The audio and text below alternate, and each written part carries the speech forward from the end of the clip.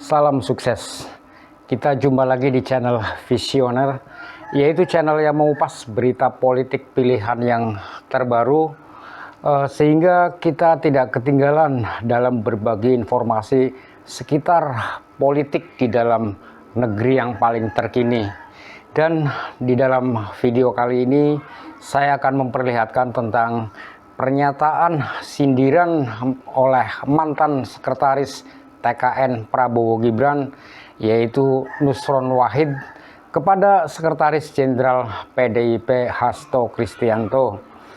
Nusron Wahid menyatakan bahwa penyesalan PDIP, terutama mungkin ya Ketua Umum PDIP Megawati Soekarno Putri itu sebenarnya menyesal telah melepas Jokowi dan Gibran dengan argumen karena bisa terlihat dari pernyataan-pernyataan Hasto Kristianto yang selalu menyalahkan hasil kinerja kepada Jokowi dan Gibran.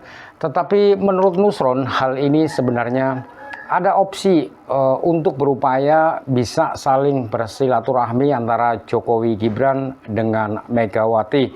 Permasalahannya menurut Nusron terkesan ada hambatan-hambatan yang sebenarnya sumbernya adalah dari di dalam lingkaran PDIP atau Megawati itu sendiri.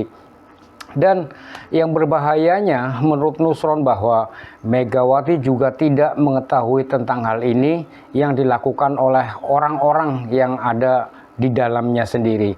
Oke, coba kita langsung cek aja dulu videonya. Penyesalan 5 tahunan. Oh, ada 5 tahunan. Ada. Salah dukung calon presiden. Penyesalannya 5 tahun, Pak, itu, Pak. Oh. Ya kan? Karena hanya bisa direvisi di Selama pemilu 5 tahun 5 tahun lagi. mendatang. Lah ada penyesalan yang terakhir, Pak, yang kena penyesalan seumur hidup nggak bisa direvisi. Apa tuh, Yai? Memilih pasangan hidup. Nah, kalau laki-laki ya salah pilih istri. Kalau perempuan salah pilih suami. Sehingga penyesalnya setiap ketemu, kalau kata orang Banyumas, Rika Maneng. Harus ini gitu. Nggak boleh menyesal. Rika Maneng ini. Kita masuk ke yang kelima dulu, Pak Yai. Penyesalan 5 tahunan. tahunan. Ini bakal ada penyesalan nggak ini habis ini nih? Oh, ini sudah banyak yang menyesal itu. Gimana? Sudah banyak menyesal dan sedang melakukan bagaimana proses menebus penyesalan itu, nggak menunggu 5 tahun. Oh, bisa. Oh, sedang dibuka opsi. Oh, ada ini apa istilahnya, bukan tobat, apa istilahnya tuh? Pak Yai, kalau Amnesti. Amnesti. Ada teks amnesti. Betul, betul. Yang penting declare dulu. Ada pengampunan. Betul. Kalau ya. Ini ada proses pengampunan. Saya yakin ini kan tadi MK sudah clear. Clear. Menang. Gugatan ditolak. Final and binding. Final and binding. Ya. Besok akan ditindaklanjuti Oleh KPU kan menyerahkan surat hasil keputusan kepada presiden dan wakil presiden terpilih. Sah resmi. Setelah itu didok oleh KPU, Pak Prabowo dan Pak Gibran menjadi presiden terpilih, mulai dikawal pas pampres. No. Mudah mulai itu meskipun dilantik. Ya. Mayor Teddy masih di situ nggak, Pak Yai? Oh, masih Masih. melekat. Ya. Melekat kalau itu. Oke. Nah, setelah itu pasti sudah akan muncul, Pak.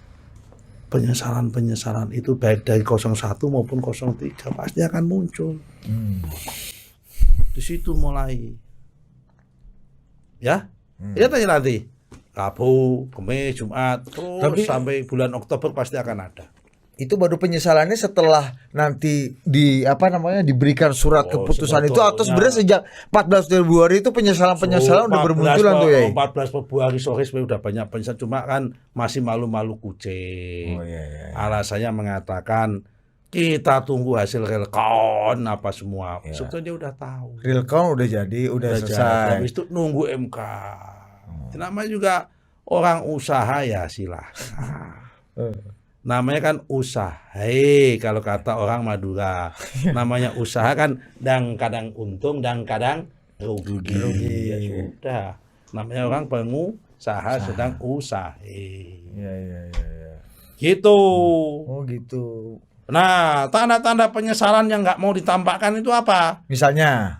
Iya, celetukan-celetukan yang tidak perlu seperti yang disampaikan oleh sahabat saya. Siapa? Itu Mas Hasto.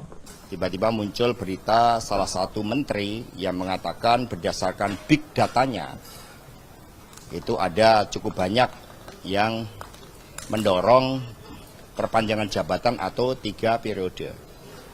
Sebelumnya saya bertemu dengan menteri tersebut dan dikonfirmasi bahwa sikap-sikap ketua umum beberapa partai yang menyuarakan itu saat itu dikatakan ya sebagai permintaan Pak Lurah.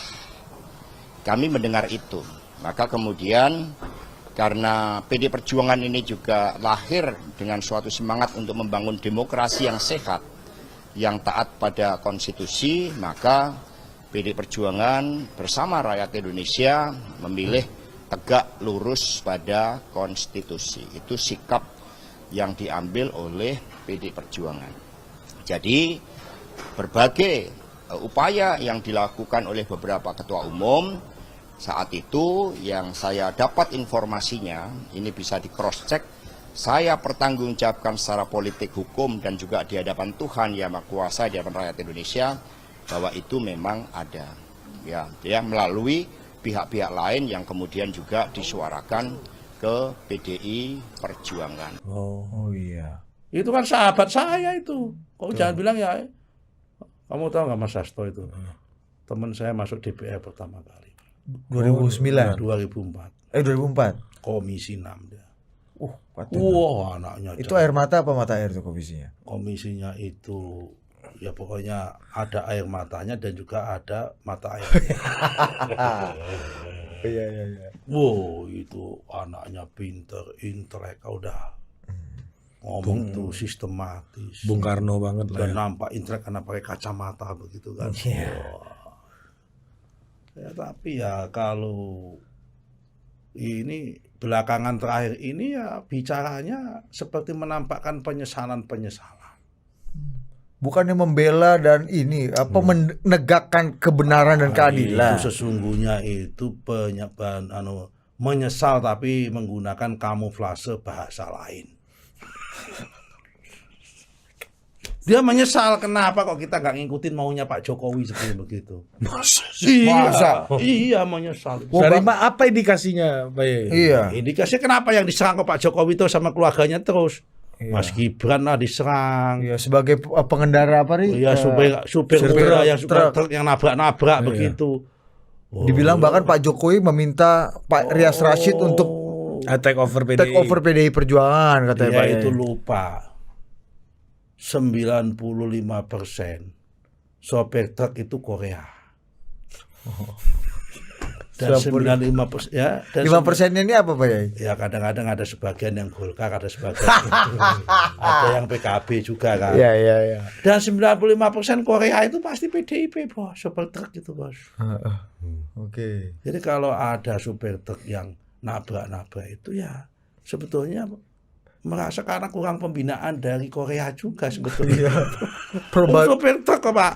Probabilitasnya lebih banyak PDI Kalau Korea. dulu itu rata-rata dulu Golkar, PNS Golkar, pedagang Golkar. Wong cilik ya ini Tapi ya. kalau udah sopir truk, satpam di pasar, tukang parkir di pasar, itu rata-rata PDIP. Korea. Korea itu. Wong cilik. Korea. Korea. Karena untuk bertahan hidup sampai harus teringat itu Korea. Tinggal Mengerti. Koreanya sholat apa enggak sholat. Ya. Jadi itu hanya bentuk masalah penyesalan.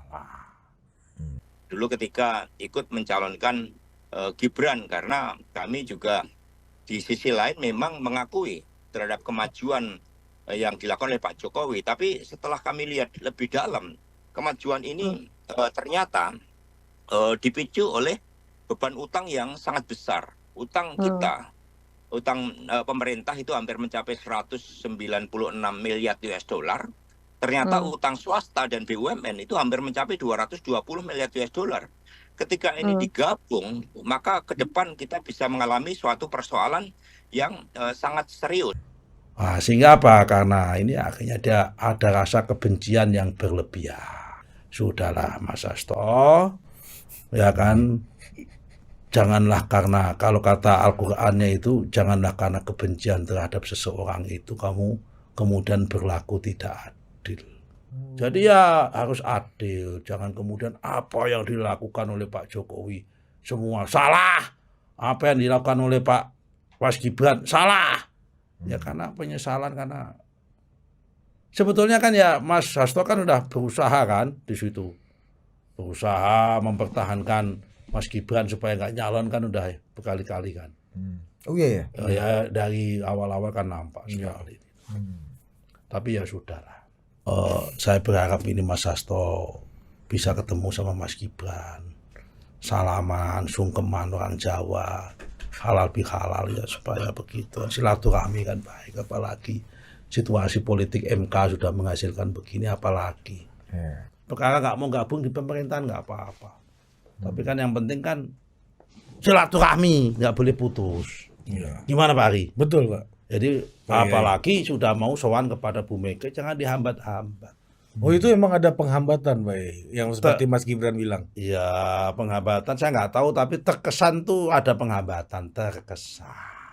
Ini karena Bu Meganya memang nggak mau, kemudian orang-orang atau orang-orang yang memang Saya menghindari yakin pertemuan Bu Mega rekonsiliasi itu, ini. Bu Mega itu wong apik. Wati ini jembar. Ya kan? Ngomong anak kabeh dianggap anak Ibu Mega. Bu Mega itu kalau dulu Gus Dur bapak bangsa, ini ya ibu bangsa. Ya kan? Mboke bangsa. Semboke bangsa Indonesia. Kalau wong Jawa bilang itu. Mesti ya mau bersedia, nggak mungkin nggak bersedia. Cuma nggak ada yang menyampaikan ke sono. Karena apa? Lingkarannya beliau dikelilingi oleh yang penuh-penuh kepentingan tadi, yang rasa kebencian tadi itu. Sehingga berlaku tidak adil. Itulah pernyataan sindiran mantan sekretaris TKN Prabowo Gibran Nusron Wahid kepada sekretaris jenderal PDIP Hasto Kristianto. Berawal dari ungkapan Nusron atas pertanyaan-pertanyaan dalam podcast, yaitu podcast politik mengenai penyesalan PDIP terhadap lepasnya Jokowi dan Gibran dari PDIP. Nusron mengatakan bahwa penyesalan itu ada yang 5 tahunan dan ada juga penyesalan yang seumur hidup.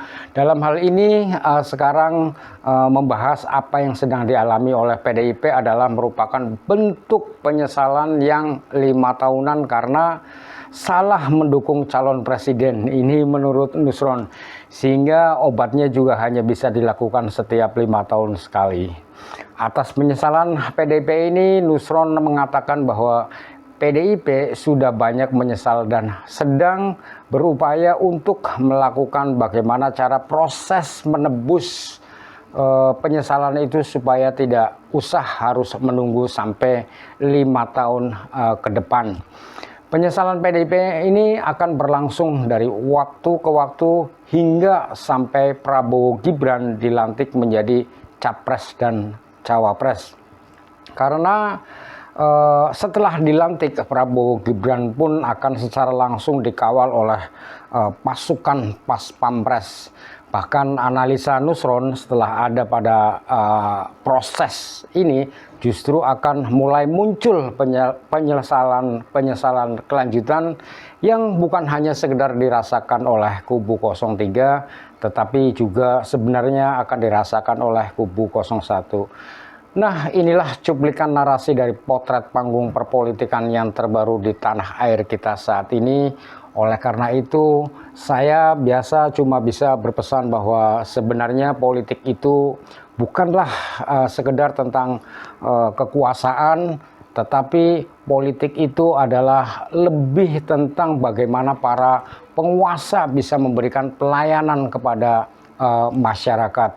Dan politik yang bijak adalah politik yang mampu mempersatukan berbagai macam antara perbedaan-perbedaan untuk membangun sebuah kerjasama yang penuh kesejukan dan harmonis.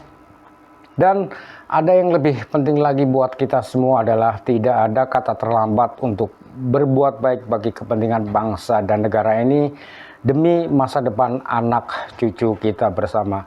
Terima kasih dan salam sukses.